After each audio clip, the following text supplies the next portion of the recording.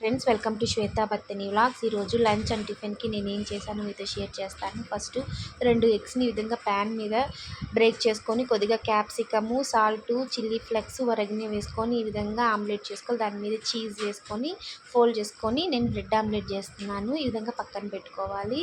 తర్వాత కొద్దిగా బటర్ వేసుకొని 2 బ్రెడ్ని టోస్ట్ చేసుకున్నాను.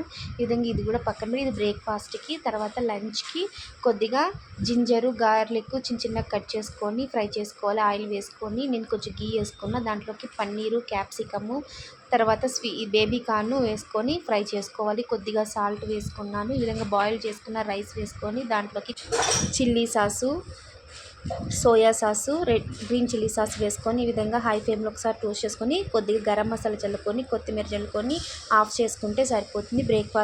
బ్రేక్ఫాస్ట్కి ఈ విధంగా bread, cheese omelette, lettuce, fried rice లంచ్కి. ఈ వీడియో కానీ మీకు నచ్చినట్లయితే ప్లీజ్ మా ఛానల్ని సబ్స్క్రైబ్ చేసుకోండి. Thank you.